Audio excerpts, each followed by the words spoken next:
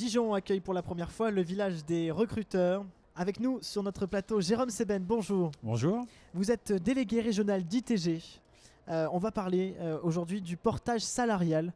Est-ce que vous pouvez rapidement nous expliquer de quoi s'agit-il ? Le portage salarial, ITG a été fondé en 1996.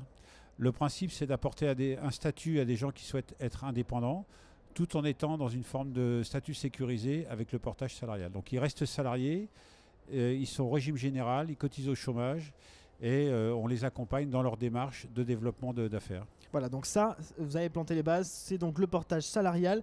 Vous l'avez dit, 1996, vous êtes les leaders, ITG. Oui. Aujourd'hui, vous avez près de 450 consultants. Sur la région Rhône-Alpes, oui. Sur la région Rhône-Alpes. Dont a été inclus la région Bourgogne aussi, oui. Ça, c'est un chiffre qui a évolué par rapport à quelques années. Oui, parce qu'aujourd'hui, au total, on est à plus de 4500 consultants sur le territoire national. Alors moi, je voudrais qu'on parle un petit peu de votre présence ici. Pourquoi êtes-vous ici déjà pour faire connaître, j'imagine, le portage salarial ? Oui, parce qu'il y a une demande de personnes qui à la fois sont en recherche d'emploi et on se pose la question de savoir si ils ne peuvent pas créer leur propre activité. Pourquoi ? Parce que du fait de l'âge aussi, donc c'est important. Il y a des gens qui arrivent à un âge où ils ont un beau parcours, de l'expérience, et les entreprises rechignent peut-être à les recruter. Donc quand on fait appel à un expert, on ne regarde pas l'âge, on regarde surtout son expérience. Donc ça, c'est important d'être dans ce salon pour se faire connaître et aussi que les gens comprennent bien le statut. Voilà. Alors en fait, ITG aussi, j'ai l'impression, accompagne les salariés à les faire basculer en tant que consultants en leur expliquant qu'il y a une sécurité derrière tout ça. Oui. C'est ça qui est important. Donc la tendance finalement évolue. Aujourd'hui, on est pas mal dans l'évolution, dans la sécurité, mais aussi l'épanouissement personnel. Est-ce que vous pouvez un petit peu nous parler de cette évolution-là ? Donc le statut date des années 96. L'idée, c'était de transformer des honoraires en salaire. Voilà. Donc qu'est-ce qui évolue effectivement ? Donc c'est devenu de plus en plus sécurisant pour la personne qui se met en portage salarial, avec des contraintes au niveau des sociétés de portage qui aujourd'hui sont obligées d'apporter des accompagnements, des garanties financières. Donc ça fait partie des critères de choix d'une société de portage.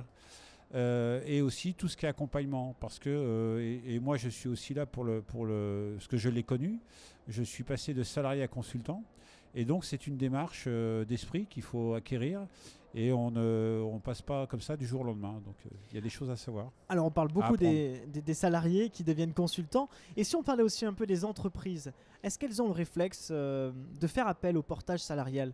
Parce qu'il faut le dire, on n'a parfois pas les moyens de se payer un expert toute l'année, et juste par mission comme ça, est-ce que ça rentre aussi dans les mœurs ? Alors les entreprises ne sont pas à la recherche de gens en portage, ils sont à la recherche d'experts, ça c'est clair. Parce qu'aujourd'hui on le voit bien qu'il y a des budgets qui sont diminués, et puis on a besoin d'experts mais pas à temps plein. Moi j'ai beaucoup de gens dans la pharmacie où sur des questions réglementaires par exemple, il y a un haut niveau d'expertise, et en interne il n'y a pas forcément les compétences. Donc l'idée, c'est effectivement d'avoir des consultants avec un bon niveau d'expertise, avec un parcours qui fait que ça va rassurer le client sur le fait qu'il y a un parcours, il y a une expertise validée. Donc les entreprises sont à la recherche de ça. Oui, ce niveau d'expertise et d'expérience, complètement. Oui, voilà. Jérôme Seben, est-ce qu'on peut parler rapidement de l'actualité du groupe ITG ? Vous êtes de plus en plus présent donc, sur les réseaux sociaux. Là aussi, on voit aujourd'hui, il y a de la rencontre en direct, mais il faut aussi être sur le digital. Expliquez-nous. Il faut être présent sur tous les réseaux sociaux, bien sûr, parce que l'actualité est vraiment importante. Elle évolue, parce qu'il y a aussi beaucoup de nouveaux métiers, donc il faut se faire connaître par rapport à ça. Il y a des nouveaux lieux aussi de travaux, comme les espaces de coworking.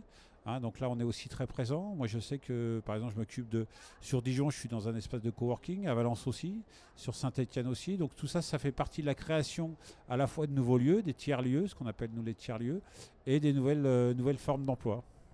Et ITG se distingue aussi par le fait qu'il a une fondation qui s'appelle la Fondation ITG, la Fondation Travailler Autrement, donc qui a évolué dans ce nom-là.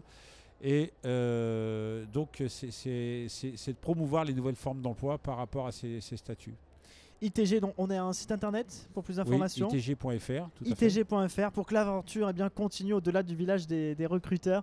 En tout cas, merci beaucoup de nous avoir parlé du portage salarial et du groupe ITG qui accompagne les salariés à devenir des consultants. Vous êtes délégué régional ITG. En tout cas, merci beaucoup Jérôme. Merci à vous. Merci.